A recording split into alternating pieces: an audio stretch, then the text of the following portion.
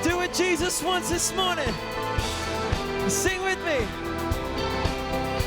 It's your heart we're searching for. We want you and nothing more. Let your glory fill this place. We're alive in your presence. It's your heart. It's your heart we're searching for. We want you and nothing more. Let your glory fill this place. We're alive in your presence. Let's surrender this morning. Sing. We surrender all to you. Do what you want to. Do what you want to. God, we love to see you move. Do what you want to. Do what you want to.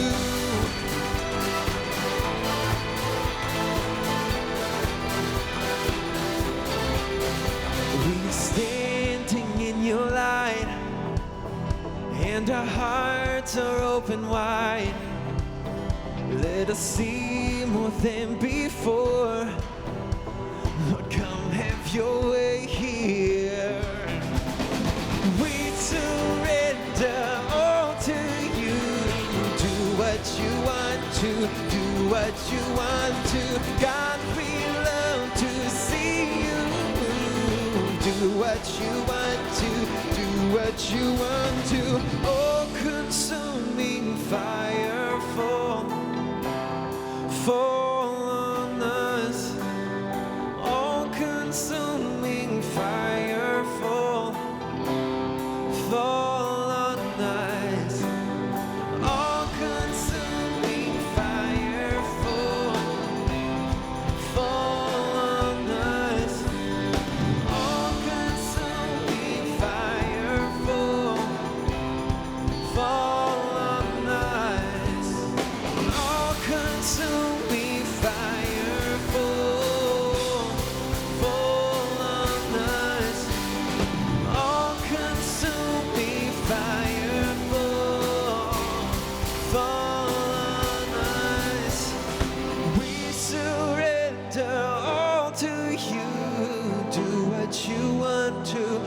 What you want to. God, we love to see you move. Do what you want to. Do what you want to. We surrender all to you. Do what you want to. Do what you want to. God, we love to see you move. Do what you want to. Do what you want to. Oh, consuming fire.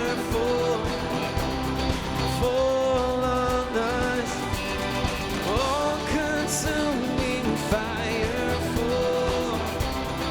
fall on us. Oh, consuming fire, fall on us.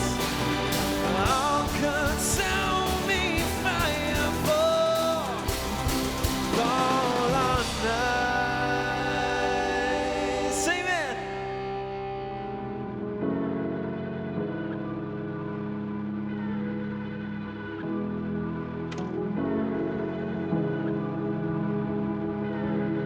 Somebody said that you know and you know. That's all I got, so I go with the flow. And nobody died playing safe on the ground. And we'll only fly if we don't look down. If we don't look down.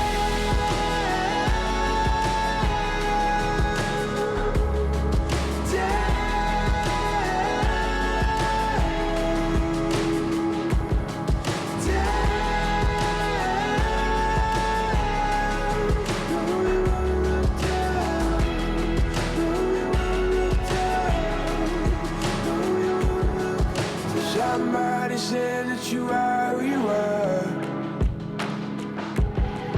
but who's to blame when you've gone too far? And it's hard to sing without making a sound. only fly when we don't look down. If up's all we got, then we don't hit the ground. And we are in our second week of our series called Don't Look Down, which is talking about the idea that God has called us in this way. The Bible says this, that he said, fix your eyes on me because I am the author and the finisher of your faith. And we talked last week, if you remember, about how sometimes in our lives we will find ourselves looking down, looking away from who Christ is. We talked last week about the fact that the reason we look down when we're scared of heights is because death is distracting. And we talked last week about how Satan is actually, he's the prince of death, and he's distracting. He's going to take us sometimes and put us in positions where we look down and he distracts us from who Christ has called us to be.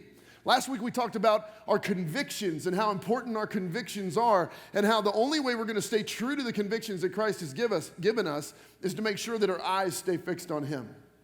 So here's a question that we have to answer today. If we're supposed to keep our eyes firmly fixed on Christ, the author and the finisher of our faith, how do we do that?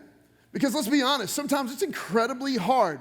And here's the one massive way that I think sometimes we overlook way too much, that we undervalue way too much, and that we just don't really put a whole lot of our focus into, and that is the power of our connection points. What are you connected to? Who has the say in your life? Who is the person or persons or place or distraction that comes into your life and you fix your eyes upon it? Do you fix your eyes upon Jesus because of the connections you have? Do they push you to look up, or do your connections push you to look down?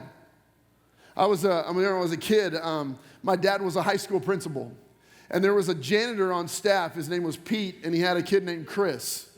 And Chris was a distraction to me, man. Chris was the kind of kid that you probably knew him, or maybe you were him, but if you hung out with Chris, you found trouble, right?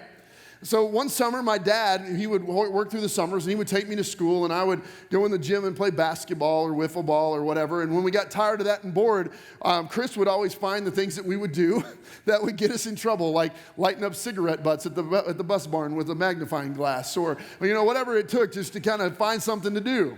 Kids, don't listen to that. But one day, my dad had to go out to this guy named Mark's house and pour concrete. And so Pete went out with Chris, and I went out with my dad. And Chris looks at me one day, and he goes, "Hey, dude, there is a bunch of cars that are just randomly in the woods. Let's go down there and throw rocks through the windows." And I went, "Okay." Just dumb, right? Okay, yeah, that sounds like a great idea. I was naive. I literally was naive. I can tell you this, Dad, to this day, I thought, wow, a bunch of cars in the middle of the woods. That's random. Let's go do it. I didn't even think about who they belonged to. So we go down. There was 26 cars in this little, sure enough, wooded area that was just kind of behind a group of houses. And so we're down there, and just happens to be there were rocks everywhere. Right? And any teenage boy that loves baseball loves to throw a rock as hard as he can. And so, we're rearing back and boosh, just blowing up windows. And 26 cars were there. And on the 26th car, on the last window, I'm rearing back and I'm firing this rock. And just as I get to here, I hear a guy go, "Hey, what are you kids doing down here?" Boosh. And I go, "Oh, nothing." Just kind of walk away, right? Realizing I am so busted in this moment. The guy goes, No, don't go anywhere. This is my junkyard. What are you doing?" And it was this guy's junkyard in the middle of nowhere. And we broke out every single 4 windows on every side of 26 cars.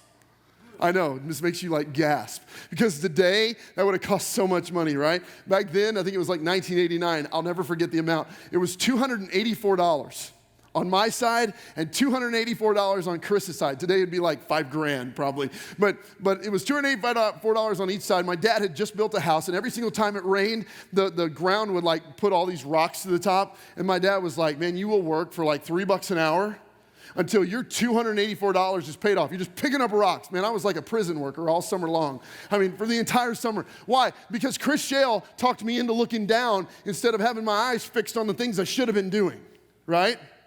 God talks about this in the Bible all the time, that your connection points, the people that you place value in, the places where you hang out, the people that you allow to have influence into your life and your kids' life are going to influence them to either fix their eyes on Christ or completely look down at the dangers of life and be trapped and sucked into them. Let me show you some verses like Corinthians 15:33. Look what this says. Do not be deceived. Bad company ruins good character. It ruins good morals. Don't be deceived by that. If you think you're going to hang out with people who are bad company and not be affected by them, you're crazy. It's not going to happen. The next one, Proverbs 18:24. A man of many companions may come to ruin, but there is a friend who sticks closer than a brother. Now, this is a really important one. Leave this one up here for a second. A man of many companions. In our society, what do we think? We think, man, I need a ton of friends, don't you? No, you don't. God's word says it is dangerous to have a lot of friends in your life. It is dangerous to have a lot of people that are speaking into who you are. You need a few people, and the few people that you have need to stick closer to you than a brother, and they need to direct your eyes towards one place, and that's toward Jesus. Watch this verse. Next one. Proverbs 19:20. Listen to advice and accept instruction that you may gain wisdom in the future. It is important that the people that are in your life are speaking wisdom into your life. Are the people that are in your kids' life, are they speaking wisdom into your kids' life? Go to the next one. Last one.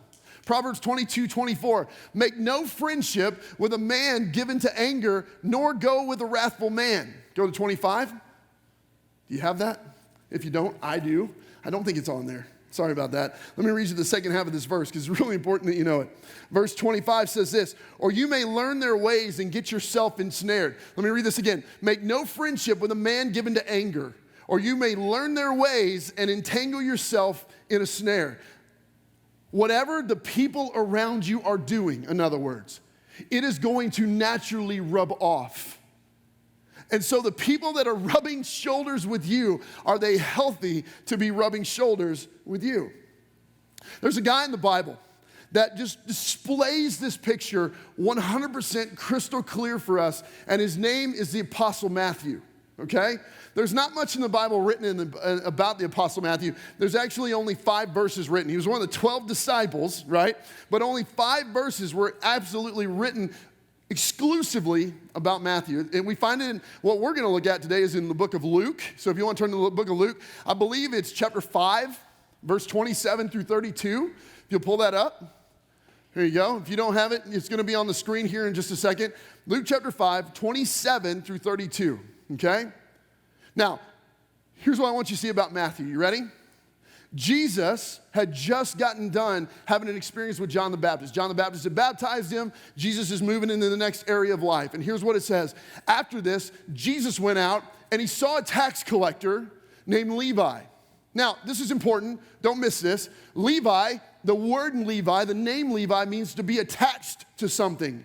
What was Levi at the time, otherwise going to be known as Matthew here in the future, what was Levi attached to? He was attached to tax collecting.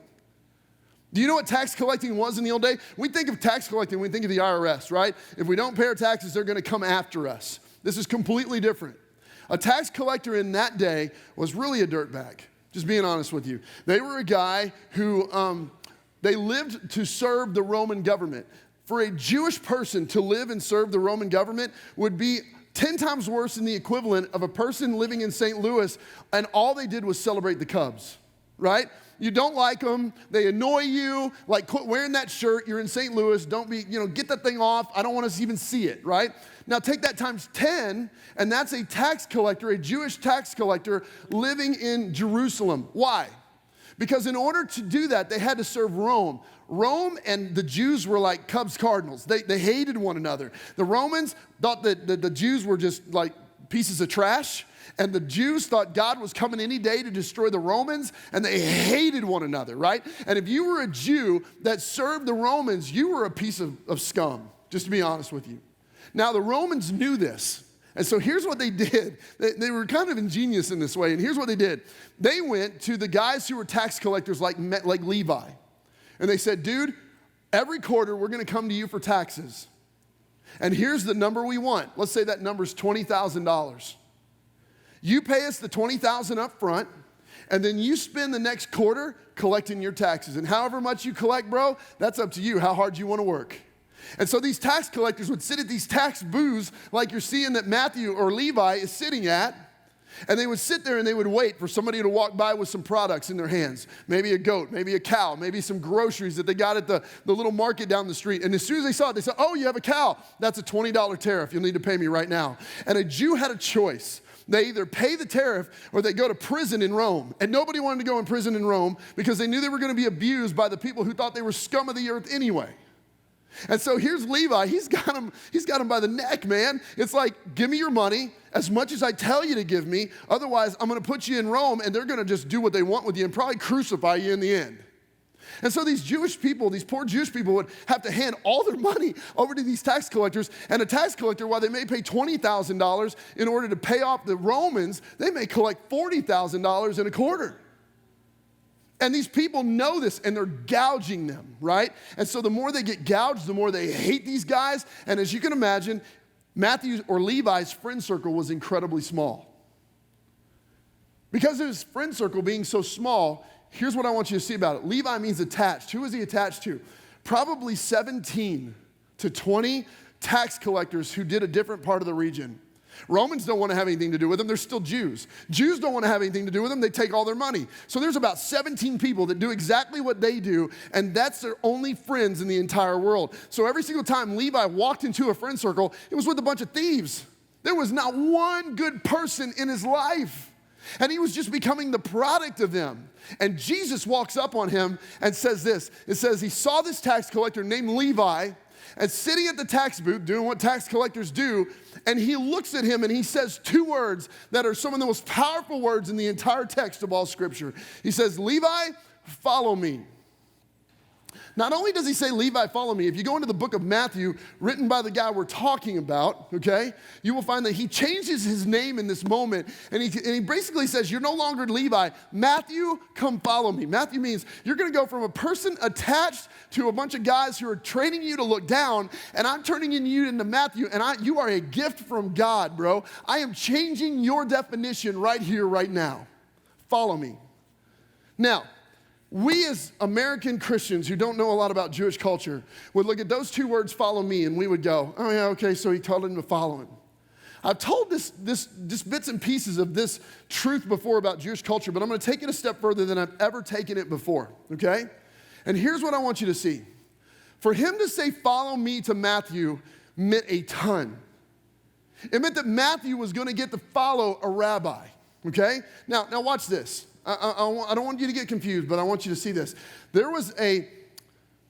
From a time a child was born, they were put immediately into a school called Beit Sefer, okay? I want to show you how it's spelled.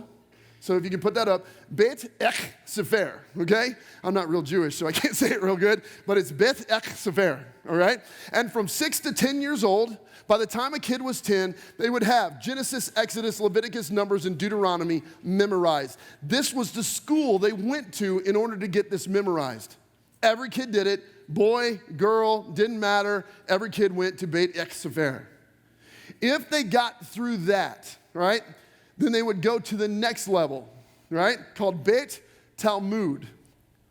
Between Beit Talmud, here's what would happen. At about the age of 9 or 10, they would go, okay, you know what, ladies, you're never going to be leaders in our culture because that's not the way their culture was, right? I'm not saying we shouldn't have ladies in leadership. I'm just saying this is Jewish culture.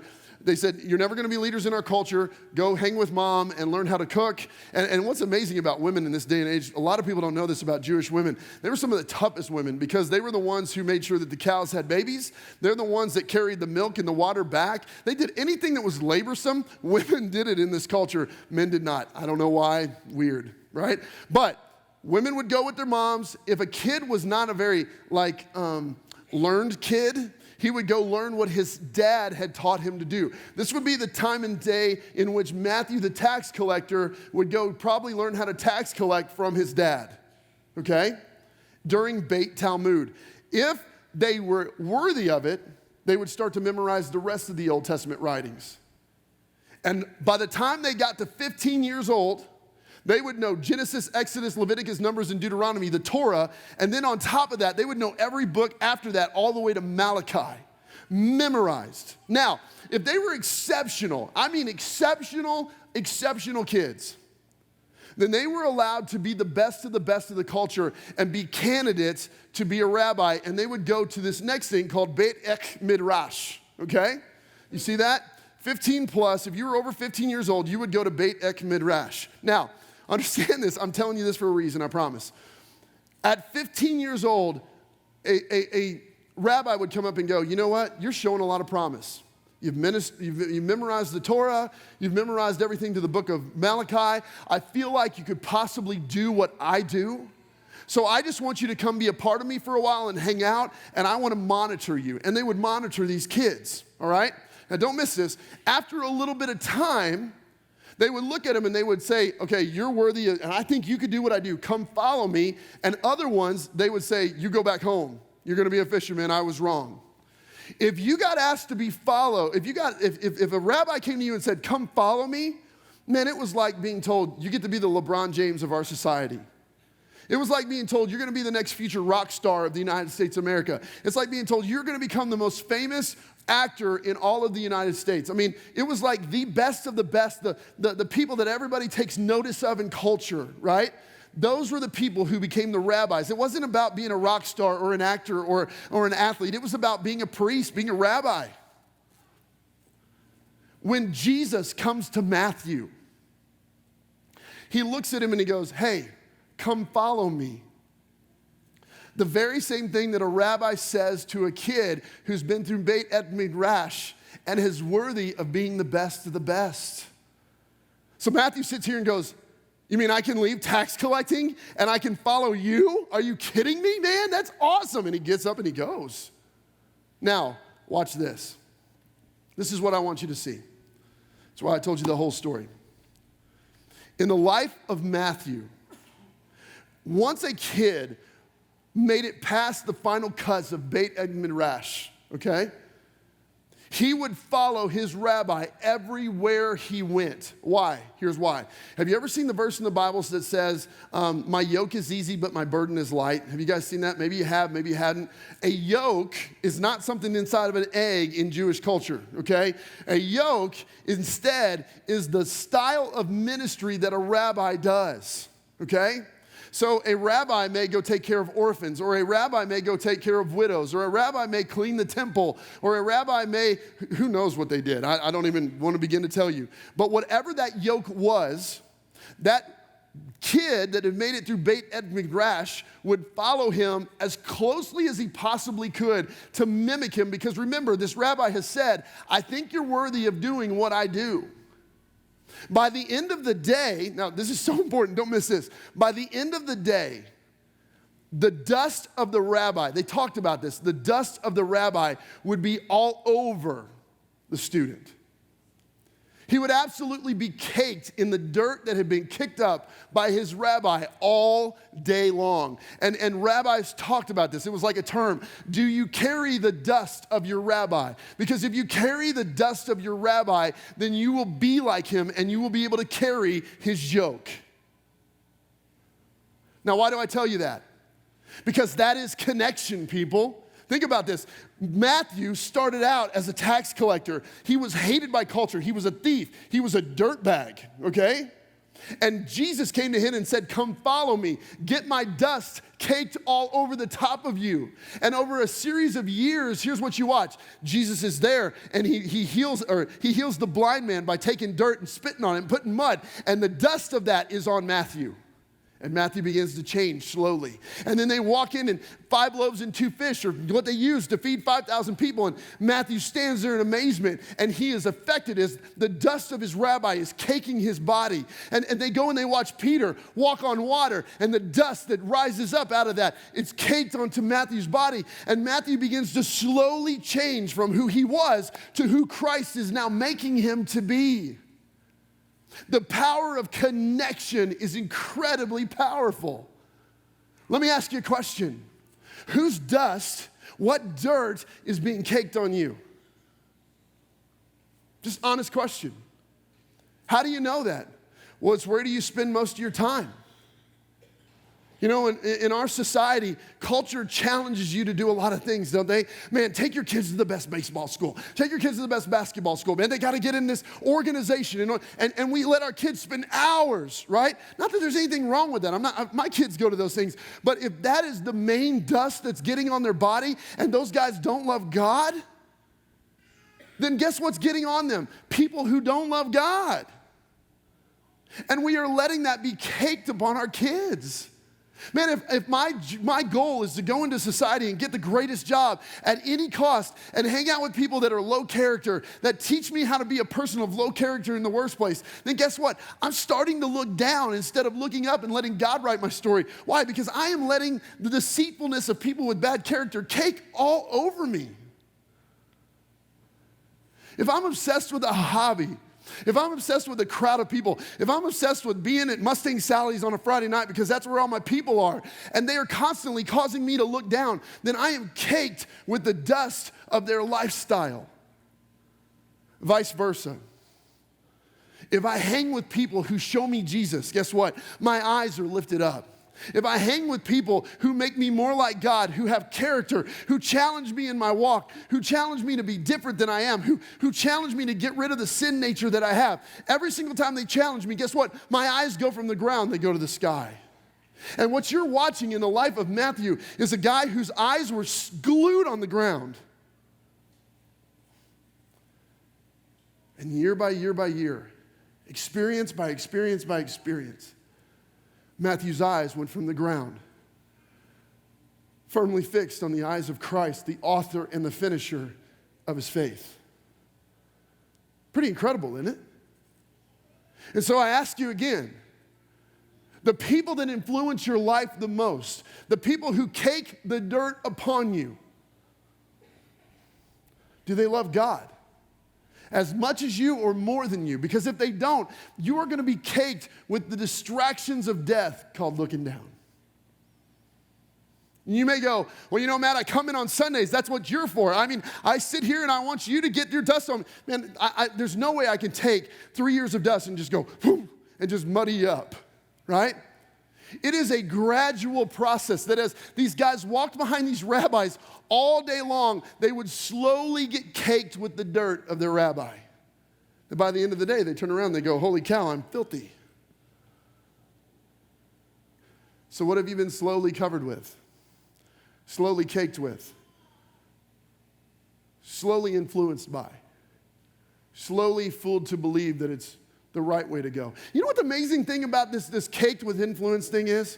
That you can be caked in a religious organization in a wrong way that makes you look down as well. You ever been in a church, or you ever been in a situation where the church people that you hung out with, every single time you were with them, they gossiped about people? They talked bad about people. They were negative all the time. They made you just kind of feel like you walked out of there and you felt lifeless because they judged you. Those are people that are challenging you to look down. Even though they look religious, they're not healthy, and you need to remove yourself from them. Because they are not causing you to look up, they're causing you to look down. So in your life, what cakes you? What covers you? What marks you? My boy Matthew here. If you know this story, go to Luke 5:28 for me. He says, follow him in Luke 5:28, and leaving everything, Matthew rose and followed Jesus. And it says this in Luke 5:29. And Levi, Matthew, made a great feast in his house, and there was a large company of all of his loser buddies that have just distracted him forever. And sitting in the middle of them at the table, verse 30. And the Pharisees and the scribes grumbled at the disciples, saying, why does your leader eat and drink with tax collectors and sinners? Jesus is now in the middle of Matthew's table. And you know what happened to Matthew? Let me tell you what happened to Matthew. Matthew saw Peter walk on water. Matthew saw Jesus feed 5,000 with 5 loaves and 2 fish. Matthew saw Jesus spit on mud or dirt and turn it into mud and make a blind man see. Matthew watched some guys drop a dude through the roof, and Jesus just touched him and he was healed. And every single experience, every single article of dirt that got on Matthew began to mark and mold and change Matthew to this point. You know how Matthew died? After Matthew watched the death, burial, and resurrection of Jesus, and after they started the new church, Matthew began to take the word of Christ with his new connections, his new godly buddies. And he died 132 hours of travel away from where he was born. Think about that. There was no TWA, TWA, that's dating myself. There was no Southwest Airlines, right? There was no Delta. There was no American Airlines, right? There was walking on your foot, getting on a boat. And in the direction that he went, which was to Nebadar, Ethiopia, it was only by foot. And it took him 132 hours of his life just to get there so that he could be martyred for his faith by some dude who chopped him up with a hatchet. How does a guy go from a person who's a tax collector, a scumbag, who has like 17 friends in his life who are all teaching him to look down, and go from that person to a person who will give up his life for a cause which is called following Christ? How does that even happen? Here's how that happens. It is the power of connection. And we discount it in our lives every single day. Man, it's okay if my kids hang out with them. They'll be fine. It's just one time. No, it's not one time. It is a very instrumental time in your kid's life. Man, it's okay if I have this job for a while with these people that aren't like me. I mean, come on, I got to be a light. You got to be a light if you can lead. But if you're led, you need to get the heck out.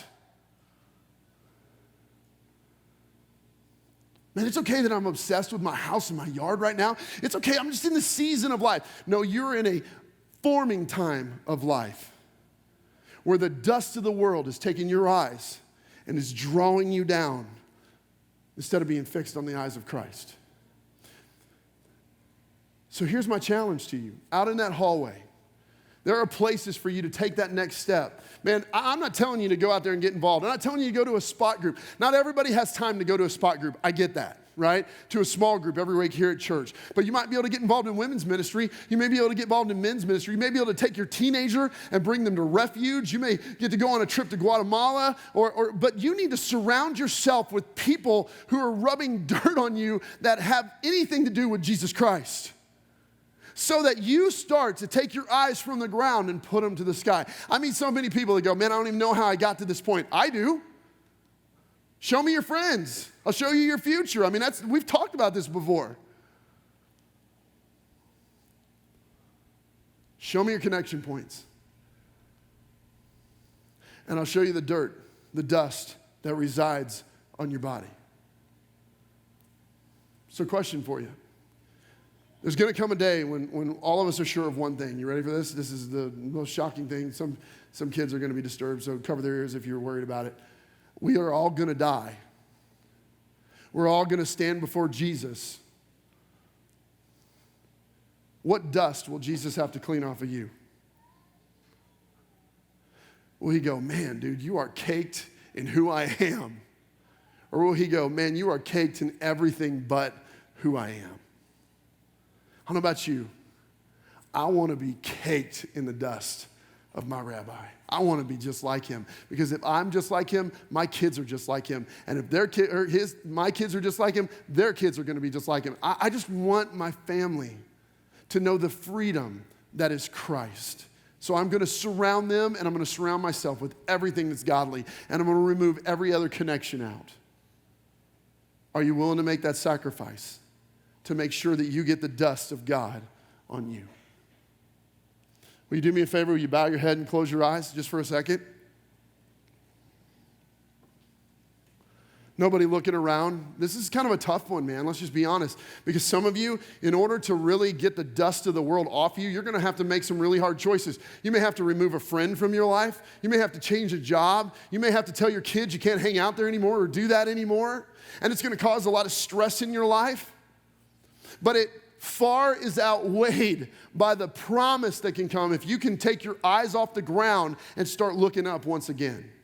So if you're sitting in here right now without anybody looking around and you're going, Matt, I have been staring at the ground for far too long. I just want to challenge you in something. If just don't raise your hand for me, raise it to God. God, I have the dust of the world on me, and I need the dust of you. Help me to make adjustments in my life. Just raise your hand up. God, I need you right now. Just be honest. God, I need the dust of you on me. I don't want the dust of the world. And I feel like right now I have the dust of the world. God, it is adjustment time for me. Just raise your hand. Again, you're not raising it for me so I can pray for you. You're raising it to God in humility. Humble yourself under the mighty hand of God, and in due time, he will lift you up. He will fix your eyes back on the author and the finisher of your faith. Jesus, I pray for these hands that are in the air, God, I know there's more where people, let's just be honest, it is hard to say that, man, we've been looking down. But God, would you give them the strength and the ability in this moment while we worship, while we think about the things of you, while we question who's in control of our life, would you give us the ability to just be humbly honest before you? That God, if we're looking down because we are connected to the wrong things, God, would you help us to change our connection points so that the author and the finisher of our faith would help us to be like him? I ask these things in your name, Jesus. Amen.